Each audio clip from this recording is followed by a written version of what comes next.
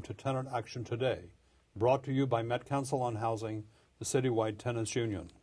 If you believe in tenants' rights, if you want to help preserve the affordable housing we have, if you want to help expand the supply of affordable housing, you have tuned to the right channel. Among other things, you will be able to call in and ask a question about a problem you're having with your landlord or about your rights as a tenant and get an answer from a tenant attorney right here on the air. You will also get some of the latest news of interest to tenant advocates. And on this program, we will show a short documentary film about the final vote by the New York City Rent Guidelines Board in late June. Finally, you will learn how you can help the campaign to restore our rent protection laws, which are due to expire in a little over 10 months and are in danger of being phased out. My name is Michael McKee, a board member of Met Council on Housing and the treasurer of the Tenants Political Action Committee. Throughout the next hour, we're going to give you information about sources of advice and information for tenants. Sometimes this will be on the bottom of the screen, sometimes on the full screen. You might want to get a pen and paper so you can write them down as we go along. Our guest for this program is Sam Himmelstein of the tenant law firm Himmelstein, McConnell, Gribben, Donahue, and Joseph. Welcome, Sam. Hi, Mike. So we were talking about Airbnb. I mean, it's like everywhere you go now, you see an Airbnb ad on TV, on the subway platform. Some of us got mailers from Airbnb. They're spending a lot of money. They really are. Yeah, yes. And tenants are not aware of the possible dangers that they face when they rent their apartments out to strangers. I think they're becoming more aware, but it is a big problem. And you know, in part, they're responding to the law that I guess it was Liz Kruger sponsored, the hotel prevent. And Dick Gottfried in the Assembly. Right, which 4 years ago. Right, allows tenants to complain to, I guess it's the buildings department or DEP, and they'll send out if they believe that an apartment is being used as a hotel in a residential building. But what's going on from what I'm seeing now is that landlords are trolling all these sites, looking for their tenants who are renting out their apartments on Airbnb, especially rent-stabilized and rent-controlled tenants, but also co-ops are doing it too in condos. Yeah, in fact, there was an article last fall in the New York Times about a shareholder at Penn South. That's right. Who was facing eviction. He didn't use Airbnb, he used a different service. One of the other ones, right. But one of the other online services. Right. And sure enough, one of the people he rented to turned out to be a shill. Right. And I think he probably got evicted. Because based on some of the things he was saying in that article, he was not well advised about the way he handled himself. He was admitting much too much. But unless a deal of some kind was made, he was facing eviction because he lives in a... And he was renting out his porch. Right. His enclosed porch at Penn South. Yes. Right. So landlords are trolling the sites and, as you said, in some instances, hiring private investigators to pose as guests. I mean, imagine that. Imagine that you rent out, I mean, forget about the fact that you're being evicted, but imagine that you're spending a few nights in your apartment with a detective that a landlord has hired, you know. And some of my clients, in retrospect, know who the detective was because they ask questions like, so, this is pretty profitable, isn't it? And how much are you making every month? And, you know, show me your 1099s. And the nosy ones, the nosy guests. Yeah, and because they pretend to be interested in it, you know. Right. And what the danger for rent-regulated tenants of all kind, rent control, rent stabilized, Mitchell-Lama, even Housing Authority, anyone, is that especially if you do it and then you're not there, and coupled with profiteering, meaning charging more than you're paying, that's illegal subletting. Yeah. And the landlords bring these as if they were nuisance cases. They in the same way that they used to do with other profiteering cases. They claim, and the reason they do that is they want to claim that it's not curable. In other words, that you can't fix it. You can't fix it by stopping. And one judge recently held that it is a curable offense, that if you stop when you're notified. And in that case, the tenant had already stopped renting out the apartment. Before the court case was brought, Yeah. But you know, I've surveyed my firm recently, and I think we've had about 16 or 17 cases already just this year. Wow. And, you know, usually what's going on in my firm is kind of the tip of the iceberg. Sure. You know, So One year it's owner use evictions. That's another right. year it's primary residence deregulation. exactly right. Yeah. Yeah, it's like the landlords hold seminars, on what's our How next can we what's get our them next this year? theory. Yeah, Right. for a while it was secondhand smoke. They would go after tenants who were smoking in their apartments, but. And so we're seeing an uptick in these cases. And my main gripe with Airbnb is that there's no warning. There should be something in their literature, something on their websites that says if you, for New York City, if you live in an apartment that is subject to some form of government regulation or subsidy, using this site, might jeopardize your tenancy. Now, they're never going to say that. No. And because of the extraordinary protections that Internet services get, it's very hard to regulate them, do anything, stop them. Yeah, the Attorney General, Eric Schneiderman, has gone after them and is still going after them. Right. And they're resisting him very, very strenuously. And they're that's spending a lot of money. This PR campaign Yeah, is... this PR campaign is extraordinary. They must be spending $3 or $4 million on this. Right. And they want to change the law in Albany, and we beat them back this year, but they're going to try again next year. Right. So, But, okay, before we take calls, a few things that you should know about Met Council on Housing. First, Met Council runs a tenant hotline every Monday, Wednesday, and Friday from 1:30 to 5 p.m. Tenants can call 212-979-0611 during those hours and get advice from a live counselor. Met Council has a weekly radio program, Housing Notebook, on WBAI-FM 99.5 on the FM dial. Housing Notebook is on the air every Monday from 8 to 9 p.m. You can also listen on the internet at www.wbai.org. Finally, Met Council on Housing publishes the only tenant newspaper in New York City called Tenant Inquilino. Here's the current issue. Those who become members of Met Council receive the newspaper in the mail every month. An important point, Metropolitan Council on Housing is not and has never been affiliated with the Metropolitan Council on Jewish Poverty. They are completely separate organizations. Now, here are some brief news items and announcements of interest to tenants. First, the fallout continues from the New York Times expose of how Governor Andrew Cuomo manipulated the Anti-Corruption Commission he appointed last summer and suddenly disbanded in March.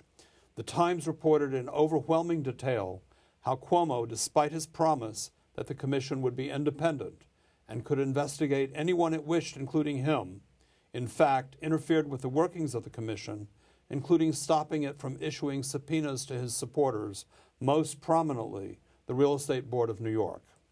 For a candidate who originally ran for governor on a platform of cleaning up Albany, the hypocrisy was too blatant to ignore. Since the Times article ran a week ago, Cuomo has been skewered on late-night TV and criticized by editorial boards all over the state. It does not seem that we have heard the last about this sordid episode. Next, Airbnb is continuing to pour millions of dollars into its public relations campaign to gut New York City's rent regulation laws. They have put up expensive ads in the subway, on TV, they have sent out glossy mailings to voters all over the city and hired canvassers to approach people on the street to ask them to sign a petition supporting Airbnb. In addition, they have hired one of the most politically wired lobbying firms, Bolton St. John, to promote their agenda in the state legislature. Airbnb wants to amend our rent laws to allow landlords to rent apartments for less than 30 days, which would encourage more landlords to remove their apartments from the residential rental stock and convert them into de facto hotels. Airbnb is also seeking legislation to allow tenants to sublet their apartments for less than 30 days, but the company avoids mentioning that this would put tenants at the risk of eviction. Finally, the controversy over the so-called Pour Door at the high-rise under construction at 40 Riverside Boulevard seems to have struck a nerve among New Yorkers.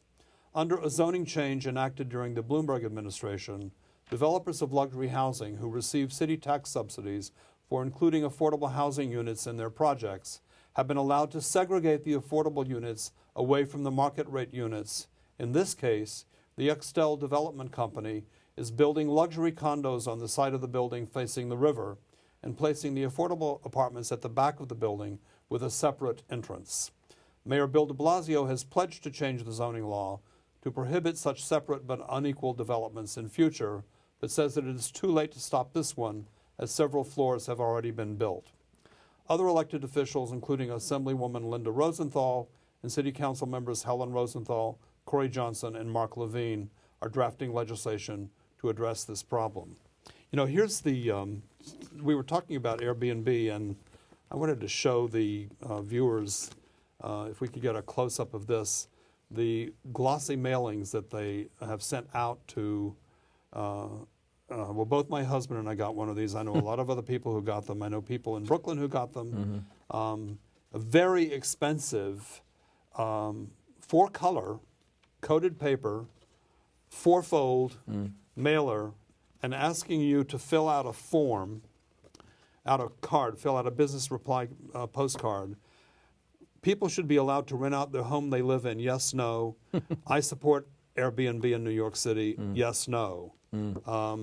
So they're obviously trying to collect names and contact information of New Yorkers so that they can try to pressure the legislature next year to change the law. Bottom line here is that their business in New York City is illegal.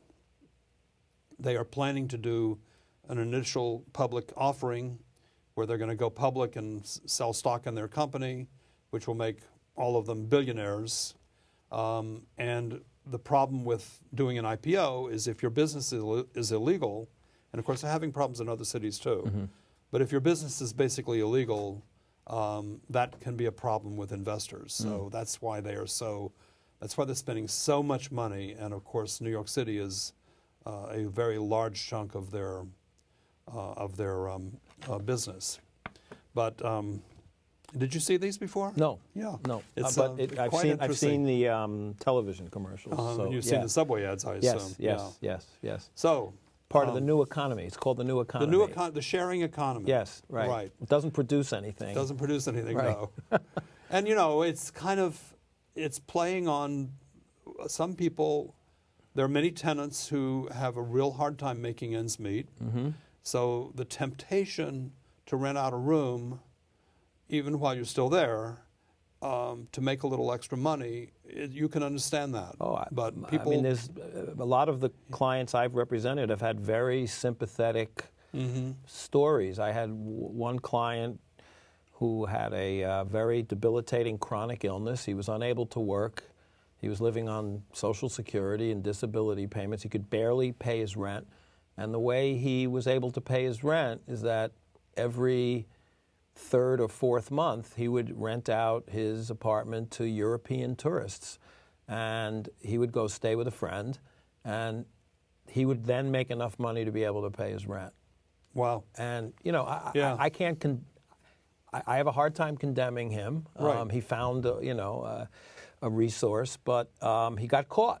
Landlord caught him. Landlord brought him to court. Landlord brought him to court. Luckily, his landlord, believe it or not, had a heart. And when I told them his story about his illness, they said as long as he stops, we'll back off. Wow, that's lucky. Yeah, but that's right. He was lucky. That's very lucky. Because they didn't have to do that. Because there are many people who have already been evicted, and there are many other people facing eviction. Yep. Okay, now we take a phone call. Hello? Hello? Hi, you're on the air. How you doing? Can't hear you. Annette Carrington. Having some hard time hearing you here. Can you hear me now? Yes, that's good. Okay, my name is Annette Carrington. I live in a Section 8 building. And the management of my building, she's running a B&B in my building. The landlord is running a B&B? The manager. The manager. Well, the landlord and the manager. Okay, meaning she lives in the building. Well, she doesn't live in the building. Oh, so she's using one of the apartments. No, they're using several apartments. Okay. Okay. That is illegal. Yeah. And you should call 311. And So I can report it to 311. I'm sorry? Yes, you can. Yes, you can, absolutely. There is an Office of Special Enforcement. DHCR? I'm sorry? Can I report it to DHCR? No. No. It's not really a DHCR issue. The city has, I think it's called the Office of Special Enforcement. I'm Right. pretty sure that's the name. I think that's right. And they are supposed to enforce the law against allowing landlords, not tenants, but against allowing landlords to convert residential apartment buildings or residential apartments into de facto hotels. So you should call 311. You should get other tenants to call 311 and say that the landlord is using the building as a B&B, a bed and breakfast, Give them the specific apartments. right? And ask them to come and inspect. And they'll send out an inspector and try to get into the apartment, look around and try to figure out if in fact it is being used in the way that you claim. You know, because it's to a point where it's a lot of us who have lived here for years, and we're trying to get our apartments fixed, but they're not fixing our apartments. They're doing little, you know, patchwork, and here it is, they fixing these apartments, and they're moving people in, and it's like 3 students moving an apartment. They're charging them $1,000 rent for a room. You might want to, what's the federal agency that runs your Section 8 program? Is it HUD? Or DHCR. DHCR? They might be... Maybe you should report them to DHCR. Yeah. Is this a project-based Section 8 building? No, this is a private high-rise. Lionel Hampton houses. But okay, there are 2 kinds of Section 8. There's what's called project-based Section 8, where the subsidy stays with the building. So if you move out, the new person moving in gets the subsidy. Then the other program is what's called vouchers or certificates, where the individual tenant gets a voucher or a certificate and can apply that to the rent. And if you move, you can take it with you. Right. So which one is your I have that type building? of voucher. She has the second kind. Okay. Right. So then these apartments that Probably rent stabilized. are probably either market rate or rent stabilized private apartments. They're not Section 8 apartments, correct? They are Section 8 apartments. It was to a point, the whole building was under Mitchell-Lama. Oh. And Okay, we get we it had now. Mitchell-Lama and HUD. Yeah. And Okay. Mitchell-Lama, they didn't want to use Mitchell-Lama any longer. They bought out of Mitchell-Lama. And HUD had been left them because they were doing a bunch of crooked stuff. Yeah. So HUD This is had a shame. stepped away. And DHCR, they stepped out of the program with DHCR so that they can do different things. That's just like we have these little boxes in the hallway to control the heat. And they went to court for the past, I've been living in this building for 40 years. And here it is, these past 2 years, year and a half, they put this little box in. And it was a law stating that they couldn't charge us Con Edison. But they're using these little boxes to control the heat. Do you have a tenant association in your building? It's a bad thing. We don't. We don't. All right. I mean, that would be I think you should talk to your neighbors. We need to get together. Even if it's just a few of you, 3 or 4 people working together is much more effective than one person trying to take action. Right. Believe me. You could also call a group called Tenants and Neighbors, which has an organizer on staff who works with Mitchell-Lama and former Mitchell-Lama buildings. And that number will be up on the screen, and they will send somebody to the building to talk to you and help you get organized. Because sounds to me like you need a tenants association. Yes. And let me get the number right now. So get that number down and call up and say that you're a former Mitchell-Lama and that you want to talk to somebody about starting a tenants association. But I think that would be my basic advice to you. Yeah, 'cause it sounds like there's a multiple. Yeah, because we're going through a lot. Yeah. But you definitely want to start calling 311 about the illegal hotel units. Oh yeah, they have from 19 to 2022. They're using all those H-line apartments over there as B&Bs. Okay. Call I'm sure that's 311. not legal. It's probably not. See what happens. Okay. Yep. Yeah, Yes, I appreciate you so much. Okay, good luck, and do talk to your neighbors about getting together and working together. Okay, yes. All righty? Thank you very much. Okay, good luck. All right. Yeah, former Mitchell-Lama. It's such a tragedy that the law allows landlords to buy out of Mitchell-Lama. Yeah, it really and is. especially if the building is post-1973, it doesn't go under rent stabilization. And you hear a lot of these stories about management corruption in these yeah. buildings, about cronyism, and what's going on here is that my guess is that possibly some money's being pocketed. I think somebody's making money on yeah. clearly making money on this. Right. So. Okay, now we have another call. Hello? Hi, good evening. Hi. I have a pretty simple question, I think. I just need to know what's the latest law regarding pets when it says in the lease you're not allowed to have a pet, but I know there's like a rule for 90 days if the pet's out in the open. There is a pet law, yes. Right. Why don't you explain the law? All right, I'll explain it. If your lease has a clause which says you can't have a pet and you decide to take some risk and get a pet, if the landlord has knowledge of the fact that you have a pet in your apartment and does nothing for 3 months, doesn't start a court case for 3 months, the pet gets grandfathered in. And the courts have held that landlord knowledge can be if the superintendent sees it, if the building's a doorman building, if a porter sees it. What type of building is this? Oh, there's no doorman or anything, and it's the basement apartment in the back, and the guy is never back here. Okay, so you could end up having a problem then, because if there's the 3 months starts to run from when the landlord acquires knowledge that you have the pet, not from when you get the pet. Oh, so that's the... Yeah. Now, and so if for example, the super were to come into your apartment, do a repair, see the pet, and then do nothing, that would start the 3 months running. Right. But that triggers it. Okay. the super might go right to the landlord and says, guess what? Guess what? She has a pet.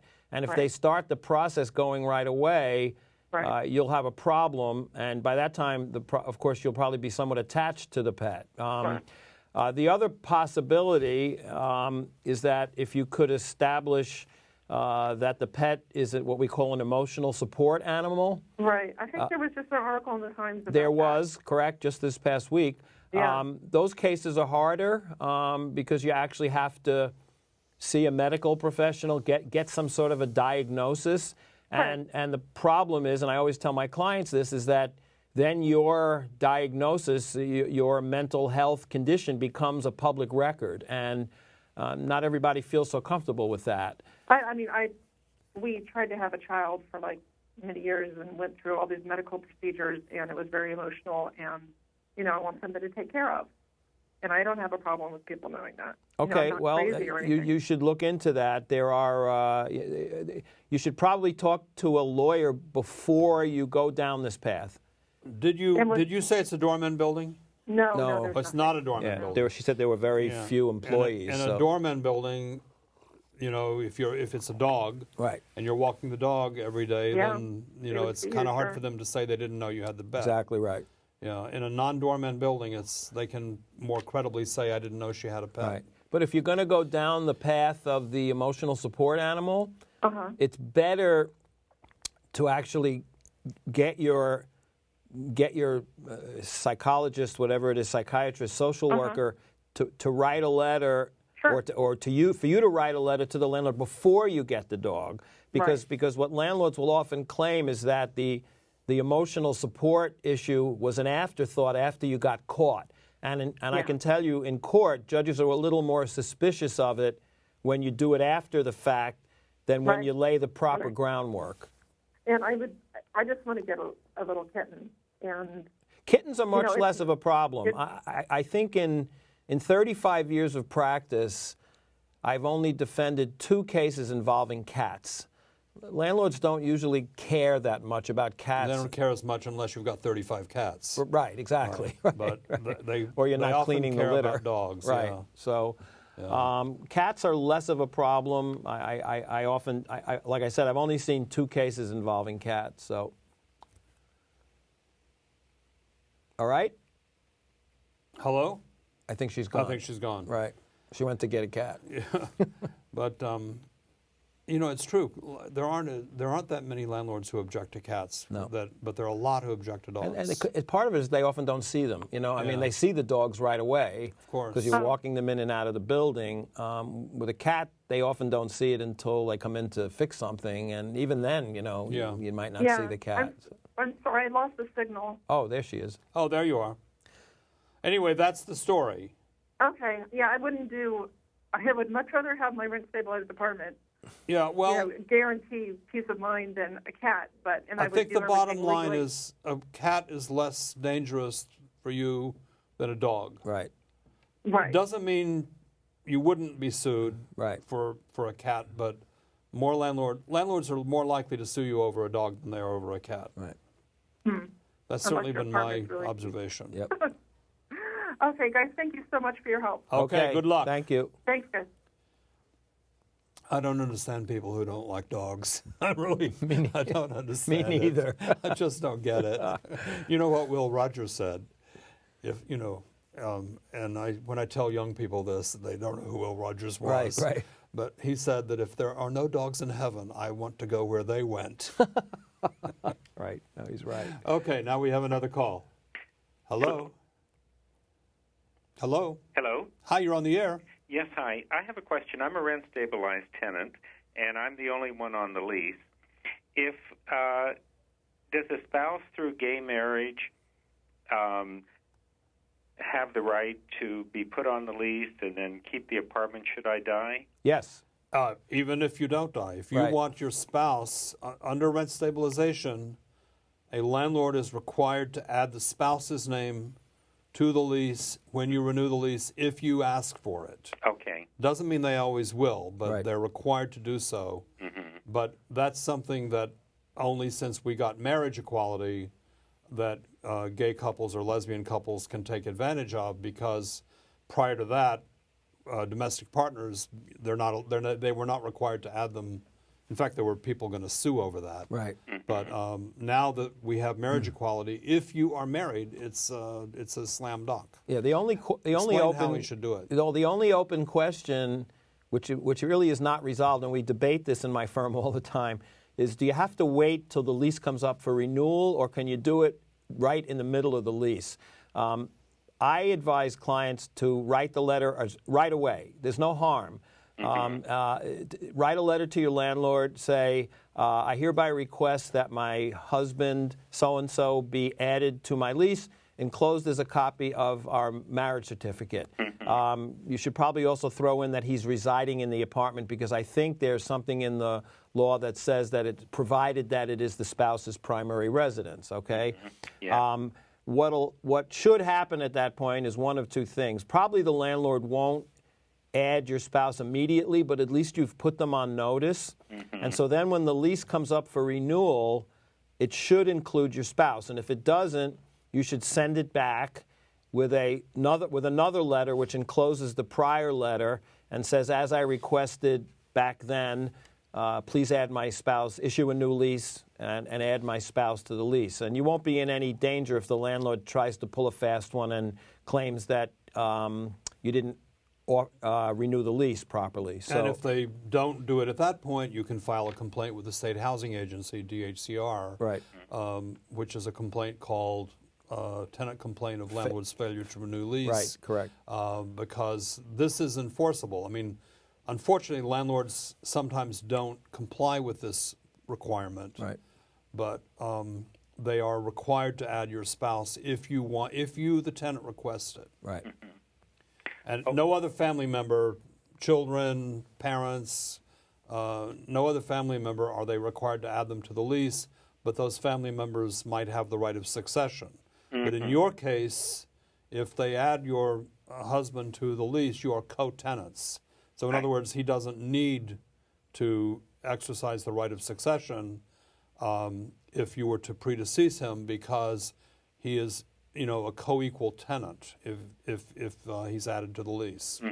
Now, what would happen in the event anyone gets divorced? Who would actually You'd be like any. It'd be like any other divorce. Yeah. Sometimes who gets the apartment becomes a big issue in the divorce. It would be worked out in the divorce settlement. Yeah. Right. Or hopefully there would be a settlement. But right then your husband would have every equal right to the apartment that you do. The fact that you were the first on the lease doesn't mean that you have any superior rights, and that gets worked out in the divorce. Who gets possession of the apartment?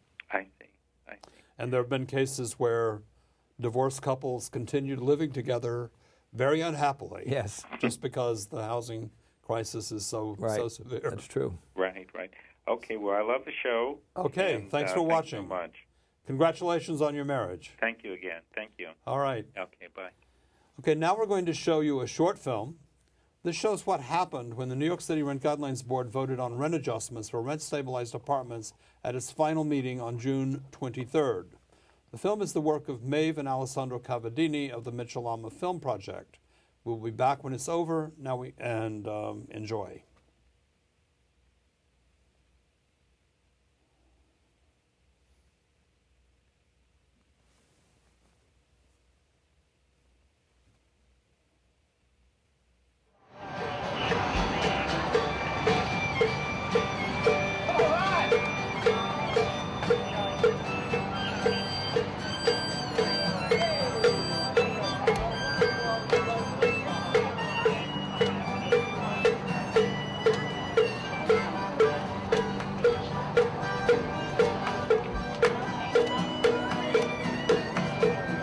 Rent guidelines board? Yes. Do we wait? Is there a line, or do we just go in?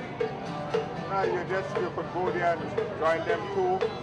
They have more people on the way coming. So how do we go inside the building?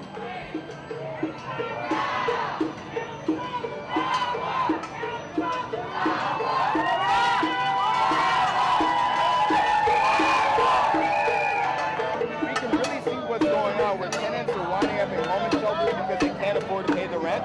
I think it's good that Mayor de Blasio came out again and reiterated his intention to get a rent freeze for tenants to get some relief. Thanks a lot.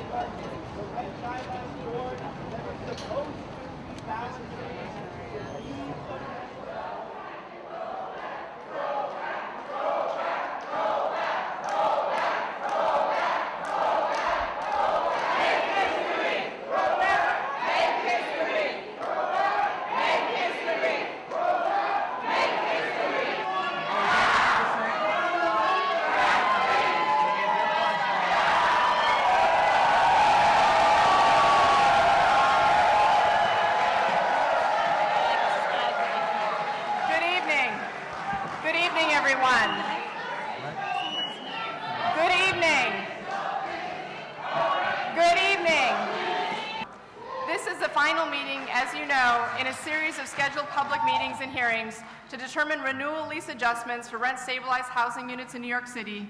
I move for the adoption of proposal number 2, which for the adjustment for renewal leases for apartments and for lofts, for the 1-year renewal lease commencing on October 1st, 2014, or on or before September 30th, 2015, a 1% increase.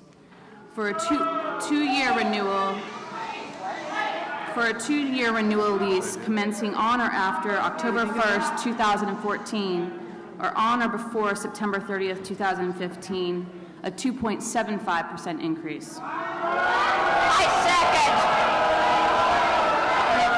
Excuse me. I have the floor, please.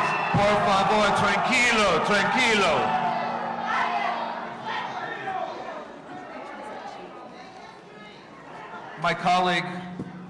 My colleagues just submitted a proposal that was going to come from me.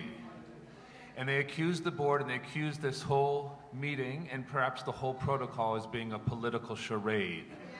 And I do want to say that this act defines a political charade.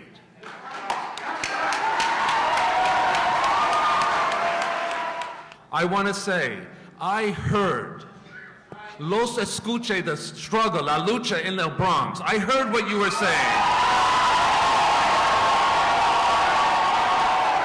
I know what the city is going through. And my blessed luck of being able to be a banker to do community development for the benefit of low and moderate income New Yorkers. The takeaway, it costs money to run buildings. On that note, I apologize, and that's my last word. I would like to explain why I don't think the proposal on the table, though it is a historic low, is supported by the data. The proposal that is on the table doesn't acknowledge fully the fact that the previous decisions of previous RGB boards relied upon assumptions about owner expenses and the increases that would occur that did not in fact occur. At bottom, I don't support the proposal on the table. I think it is a good faith proposal. I think the numbers, again, are historic low. It is not the goal of this board to undermine the ability of owners to operate their buildings, but it is the goal of this board to ensure that the interests of tenants and owners are balanced, and I don't believe that this proposal does that adequately. Can we call the vote? We're going to call the vote. We're going to call the vote. If you'd like to hear what the vote is, I urge you to be quiet.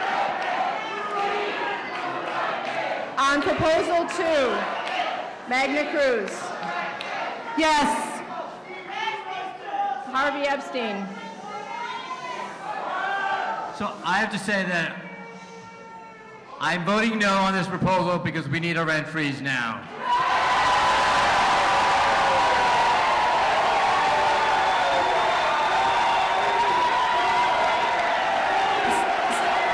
Stephen Flax.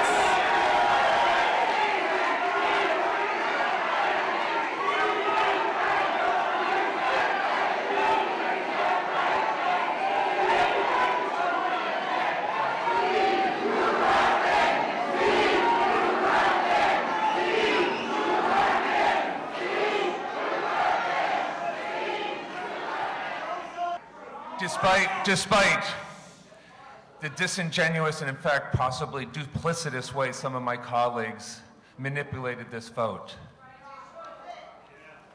I have to vote my conscience.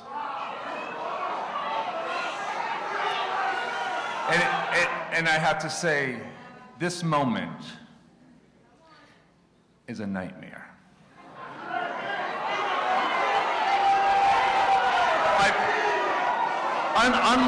Unlike probably anyone else on this board, I've had intense pressure from both the right and from the left.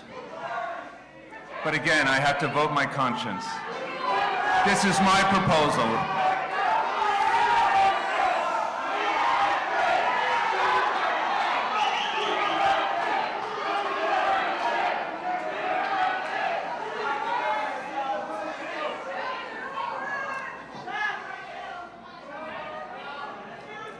I apologize, but I vote in favor of the motion. Shayla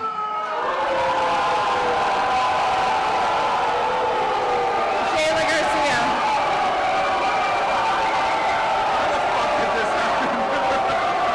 I would like to talk about my conscience also. I want to make it really clear, right, that our mandate is to stimulate a fair housing market.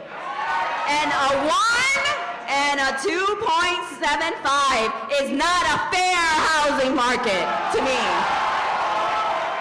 So I'm going to vote a no on that.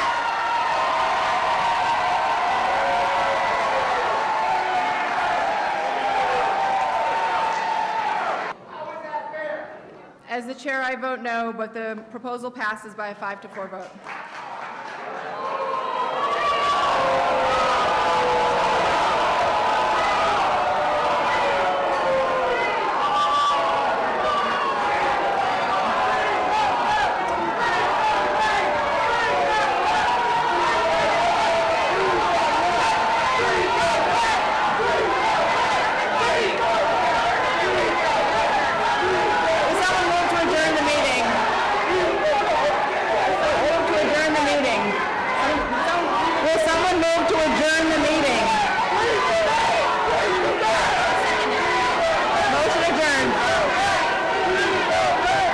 que se ha fallado a los inquilinos con esta decisión, estaban esperando el 0%.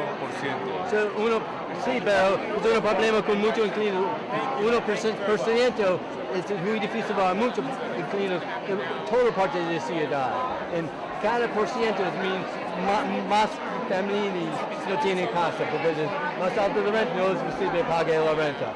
Familias de toda la ciudad tienen problemas. 1%, 2% es un problema con familias de toda la ciudad. The people backs are against the wall. And like any animal cage, when their backs is against their wall, they come out ready to fight.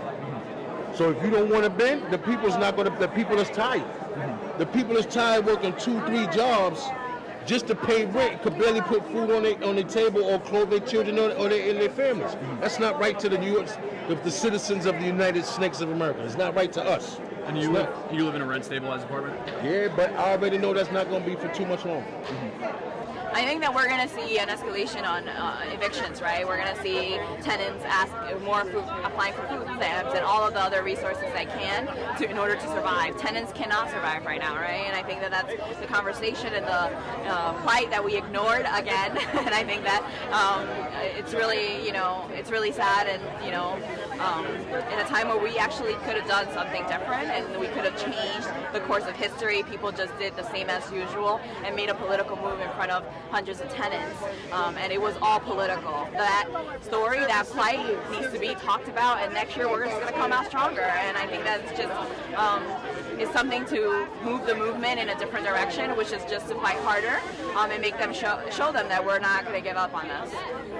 Mic check. Mic check. I'm disappointed. I'm disappointed. In the Rent Guidelines Board. In the Rent Guidelines Board. I'm most disappointed. I'm most disappointed. In Steve Flax. In Steve Flax. He didn't vote his conscience. He didn't vote his conscience. He voted bankers' interest. He voted bankers' interest. I'm disappointed. I'm disappointed. That for decades. They voted for landlords. They voted for landlords. They never voted for tenants. We lost this battle. But we can win the war. Inquilinos presentes? So here's what I want to say to all the CASA members, to all the Mirabal members, to everybody who came out. Over 1,000 people packed 4 public hearings. Esto es lo que quiero decir, que más de 100 inquilinos llenaron las reuniones públicos, ¿verdad? For the first time in history, right? We got, for the first time in history, a mayor to say he supports a rent freeze. For the first time in history, we made the landlords present a proposal of 1%. For the first time in history, a rent freeze was possible because of everything everybody here did. Okay? So, did we get 0 today? No! Are we gonna give up? No! But did we win? Yeah! You know what? Because we mobilized like we never mobilized before. And if there's any message we want to send them, it's that we're not going to give up, and that next year and this year we're going to work harder than we've ever worked before. Because we'll be back. Right? We'll be back. And we're going to be back. We'll be back. We'll be back. We'll be back. We'll be back. We'll be back. We'll be back.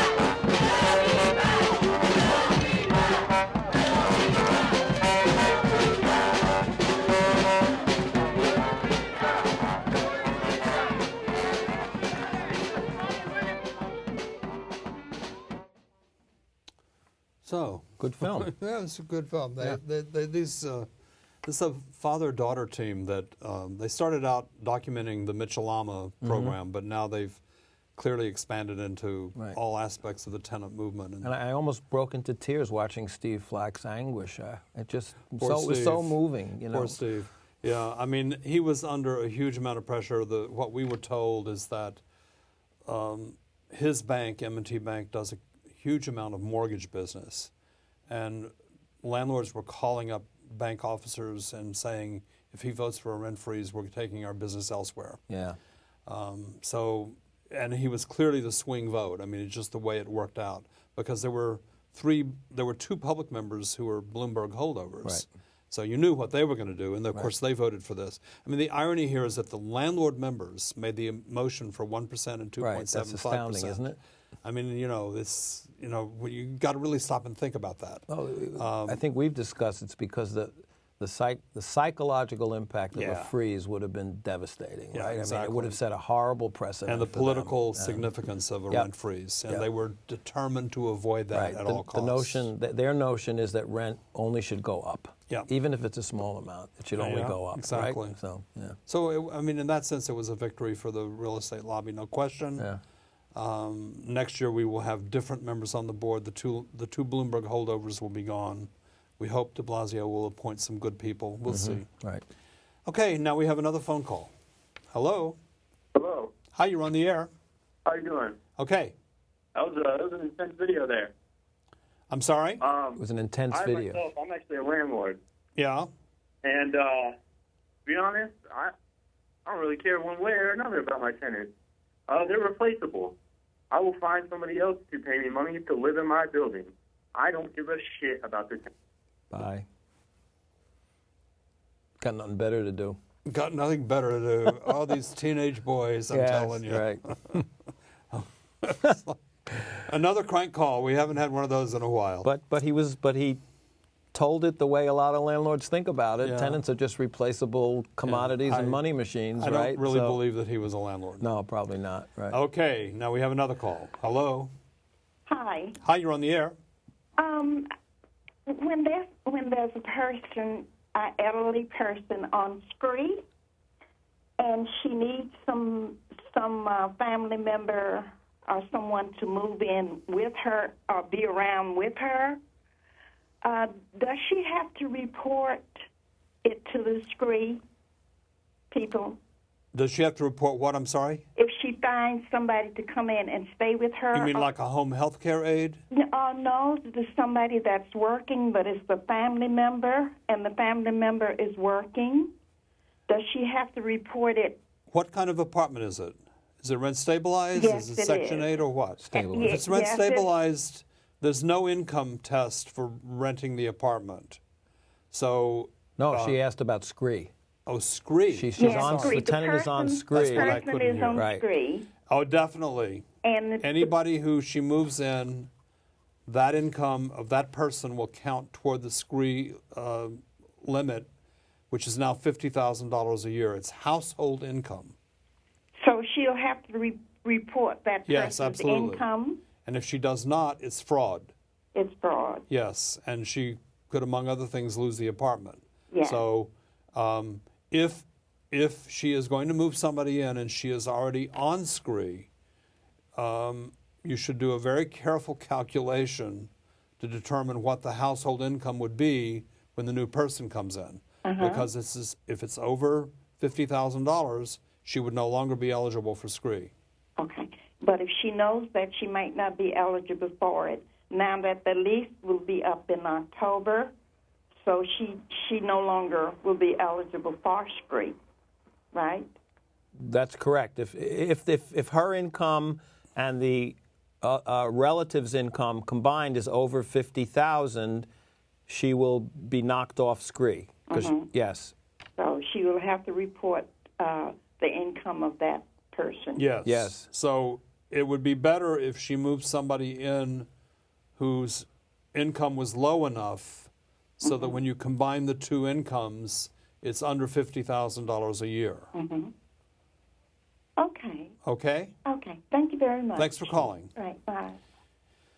Yeah, that's really rough. It is, but on some level it makes sense because presumably she'll now have some help to pay the rent. I don't want to be the naysayer, Certainly not. But you know. Yeah. Okay, now we have another call. Hello. Oh, hi. Thank you very much for taking my call. Sure. I appreciate your show. I'm a huge fan. You're a great resource. Well, thanks for watching. My question is this. I share a rent-stabilized apartment in Midtown Manhattan. I'm not named on the lease, but I have been listed on the affidavit of residency form for the last 15 years. I now care for the tenant whose name is on the lease and have been named both as legal and medical proxy. What right rights do I have to succession for the apartment? And will this involve a fight regardless with the management company who's proven to not have any interest in upkeeping the apartment? To answer the second question first, almost certainly. Right. To answer the first question, it depends. I would advise you and your companion or your roommate or whoever to consult with a lawyer now, not to wait until succession becomes an issue. I would sit down with a good tenant lawyer now and go over the entire situation. Basically, it depends on the nature of the relationship. If it is what the law calls a family-type relationship, then you would have the right of succession. If you are just a roommate, roommates do not have the right of succession. And right. it's We've tricky. taken steps with someone from the social workers. Well, let's not go into the details on the air. Okay. Okay, you don't know who's listening. So call the Rent Guidelines Board hotline and get help from them? No.